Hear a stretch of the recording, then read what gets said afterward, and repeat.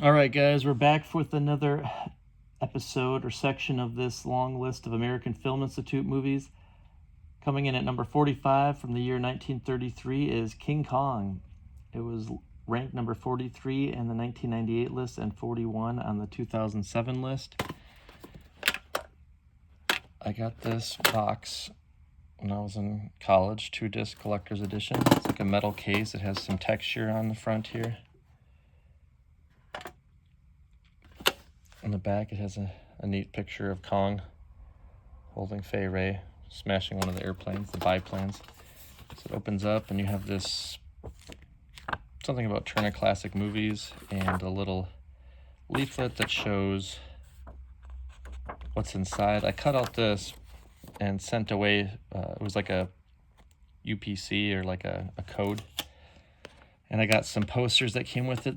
This booklet is a copy of the Grauman's Chinese Theater program from 1933. It has a bunch of fingerprints on it because it didn't take the fingerprints very well. It had like this sheen on the surface that took fingerprints. And I got this poster. I don't have the poster in this set. I can't remember where I have the poster. I think it's hanging downstairs, maybe in the basement. But it has these postcards. I think they're postcards.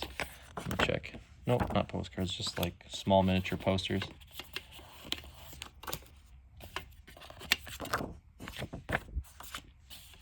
And then this is the actual DVD. Oh, let's see here if I can get this open with one hand.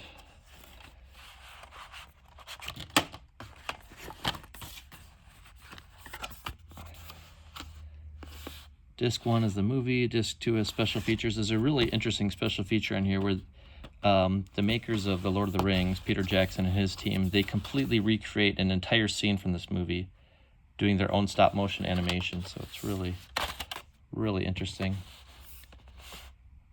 It's a good movie, great action movie, great adventure movie. It has, I mean, for its time period, very good suspense. Good movie. Next, coming in at number 44 from 1965 is The Sound of Music. And Sound of Music was number 55 on the 1998 list, and it moved up to number 40 on the 2007 list. I have it at number 44. This is a Rodgers and Hammerstein Blu-ray collection, and it has almost all of their musicals on it. There's, I think, one or two that are missing, but Sound of Music, Carousel, King and I, Oklahoma, 2 different versions of Oklahoma, 2 different versions of South Pacific, and then the 1945 State Fair.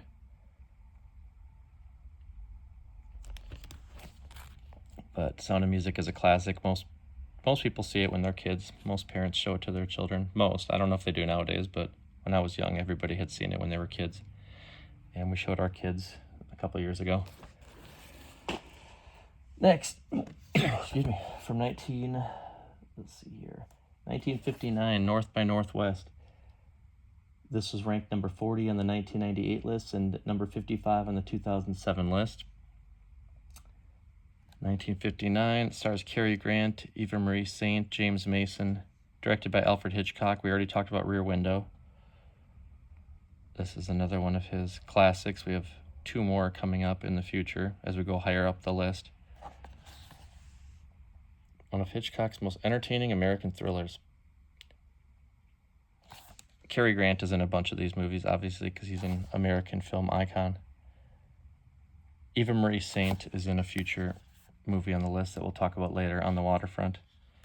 This is a famous scene where the biplane, the crop duster, is chasing him across the fields. It's a good spy movie, action movie.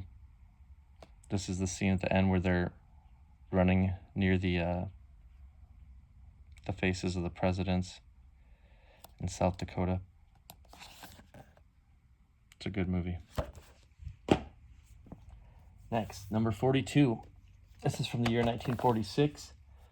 It came in at number 37 on the 1998 list. Well, it came in 37 both years, or both, 1998 and 2007. It came in at number 37. That's a weird coincidence. 1946, The Best Years of Our Lives. This is probably my favorite movie about veterans. Myrna Loy, Frederick March. It's about this. Oh, it won Best Picture as well from the Oscars in 1946. It's a really good movie about these three military men coming home from World War II. We got the guy from the Army. I think this guy's from the Air Force. And then there's a third guy who was in the Navy, and he was wounded. And it happened in real life to the actor, and so they had him play that role in the movie, and he's missing his hand. And it's a really sweet movie. It's about, how being, well, I mean, I was never in a war. I was in the military. I was in the Navy for a couple of years, but it's about how people can change while they're away. And for me, it's a tearjerker. It's a really good emotional movie. I really appreciate it. Heartwarming and priceless, a masterpiece. It's a sweet movie. The music's really great, very, very tender, and it's a really beautiful movie. There's a famous scene at the end where they're walking through this. I think this character is walking through one of those empty, almost like an airplane graveyard where they put out all the airplanes for scrap metal. And yeah, it's a good movie. Number 41, from the year 1969, we have Midnight Cowboy. This movie won Best Picture at the Oscars, and at the time this movie was released, it was rated X. Nowadays it would probably be rated R. Criterion doesn't do ratings. This is the Criterion Blu-ray edition. Midnight Cowboy came out at number 36 in 1998, and then it went down slightly in 2007 to number 43. Dustin Hoffman and Jon Voight, directed by John Schlesinger. I'm not sure what it says up here. Shows the producers. It's a good movie about friendship, companionship. My wife read the book. She said the book is really good. But this is an interesting movie. Dustin Hoffman's amazing in it.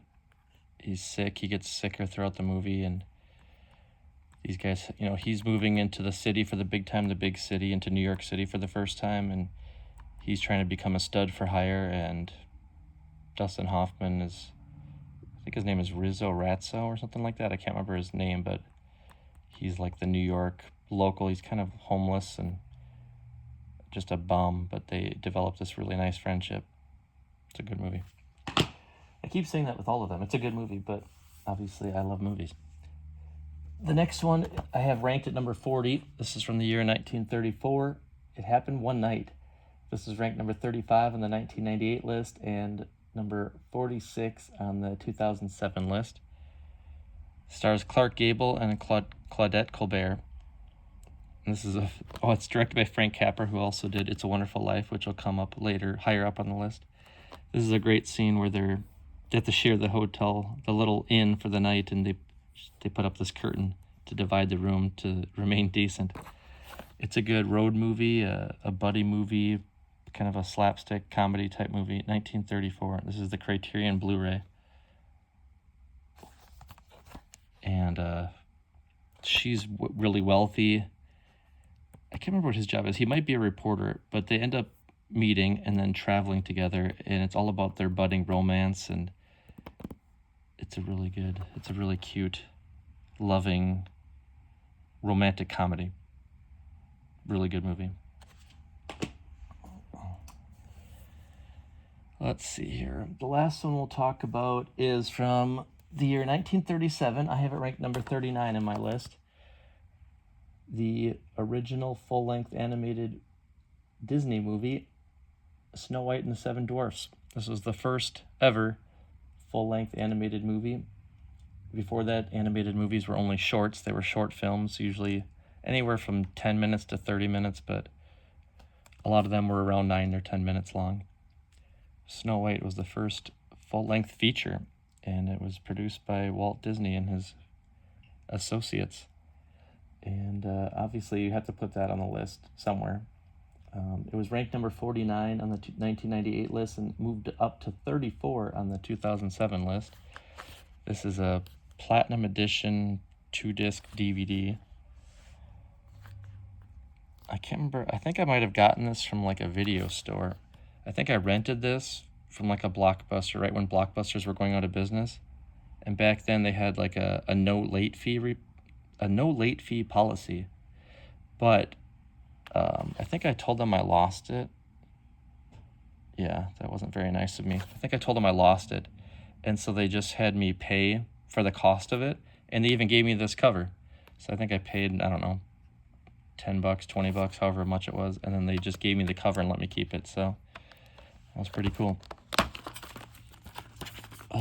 That was back when it was harder to find Disney movies on DVD before they started, yeah, you can tell, because there's this, whoops, uh-oh, I'm a little too close, there we go. You can see the writing here from the video store. That was back when it was harder to find Disney movies before they started releasing them on Blu-ray. Some of them were very hard to find, they were collectibles. Yep, that's it for now. I'll catch you in another video. Have a good day.